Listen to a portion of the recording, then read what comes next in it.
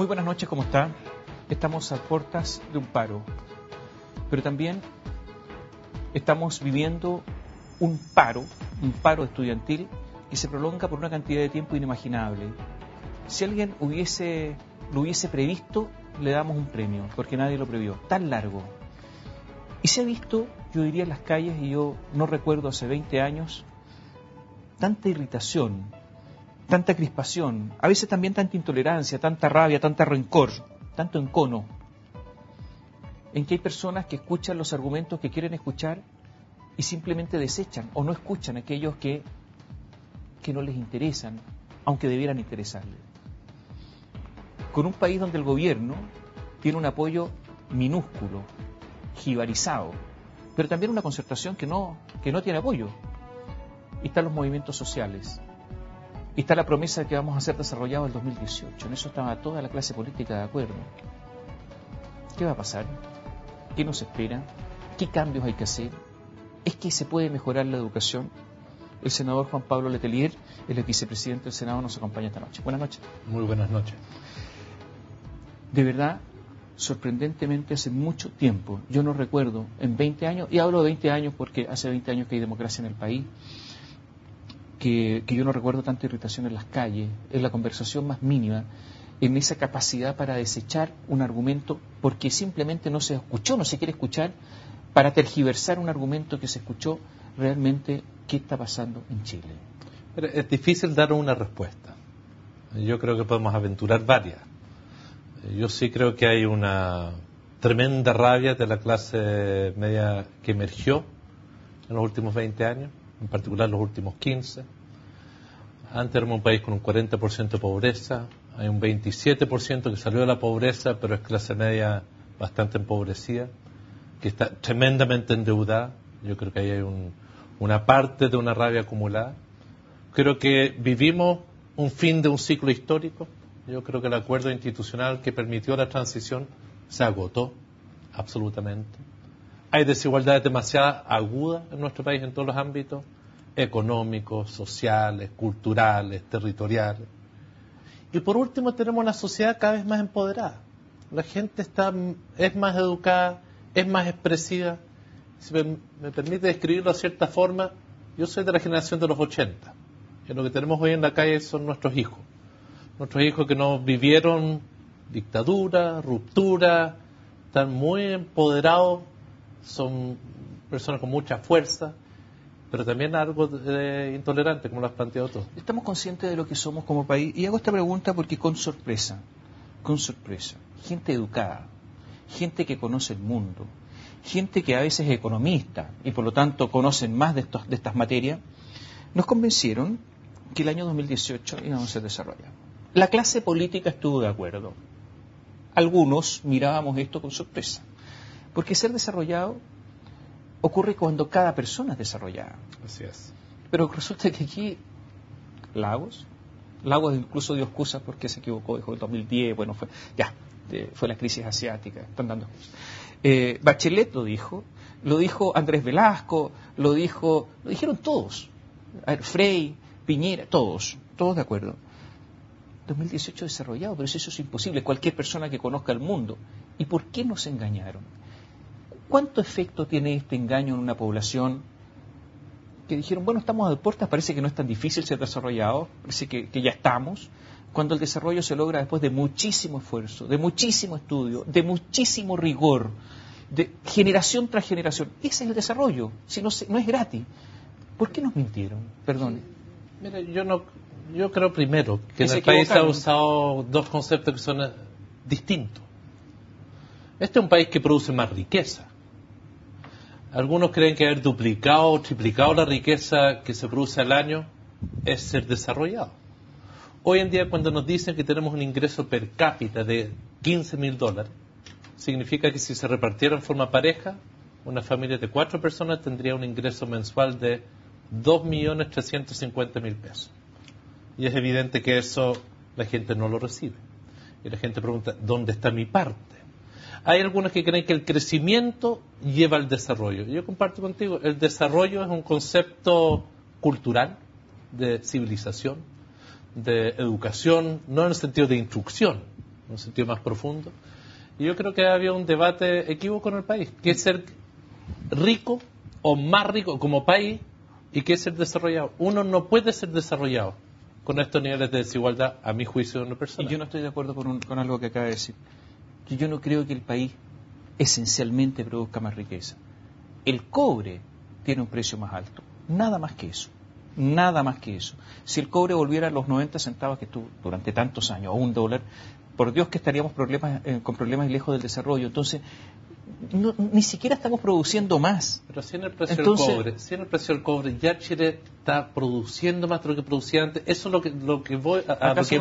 Eso no significa que seamos más desarrollados. ¿No se ha producido una desindustrialización del país? Tremendo. Bueno, y ha sido un país exportador de materias primas. ¿Y eso es desarrollo o subdesarrollo? No, a lo que voy, Tomás, es que tú has planteado crecimiento. Yo creo que este es un país que ha crecido en las cifras, pero no es más desarrollado. En eso estoy absolutamente de acuerdo contigo. Vamos al tema de la educación.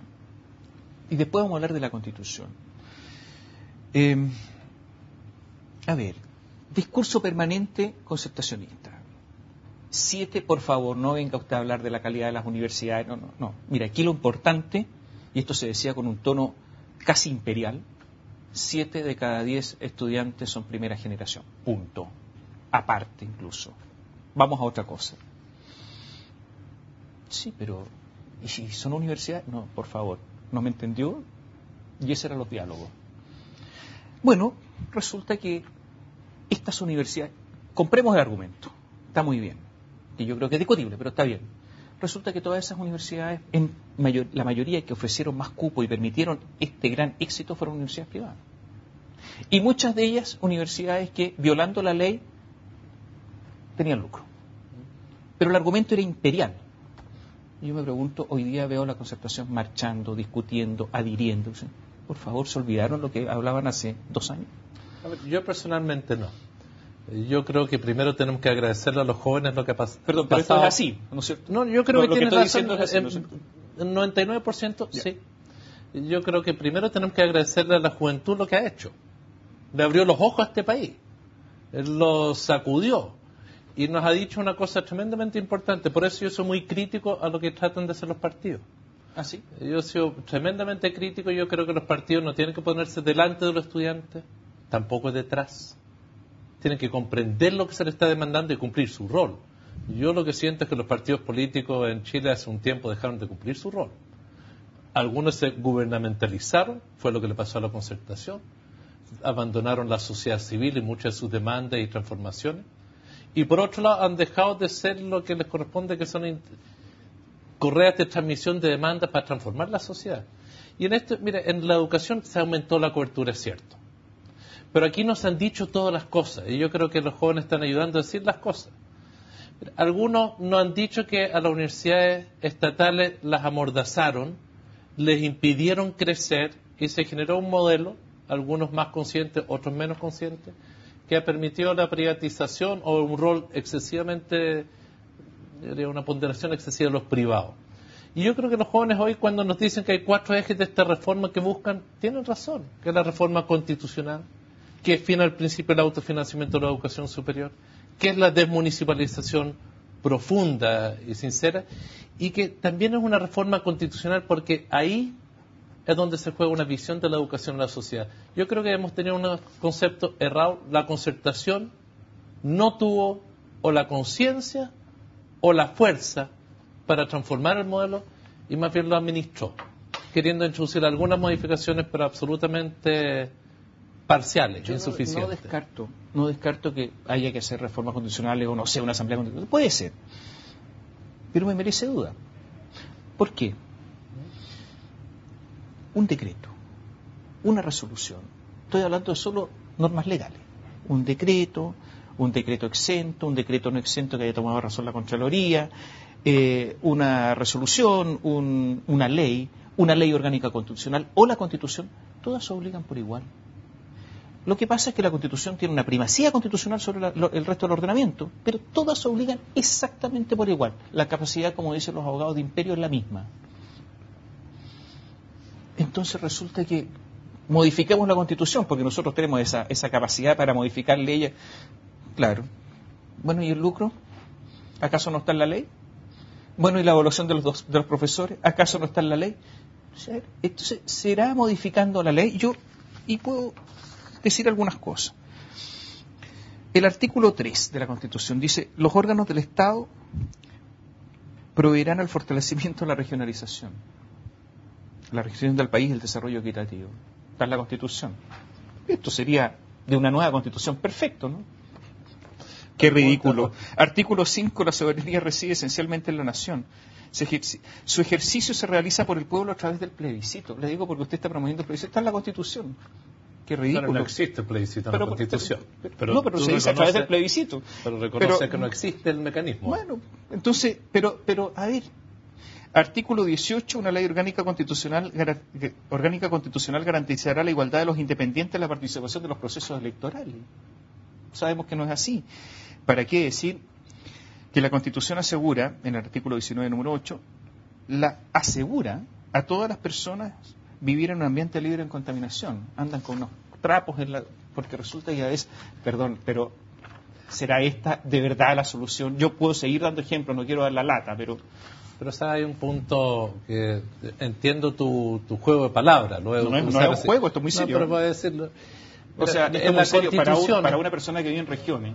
Sí, no, yo soy de regiones. Por eso digo, y yo también. Para una persona que vive en regiones, esto es muy serio. Que la Constitución no se aplique respecto de ello. Esto es muy serio.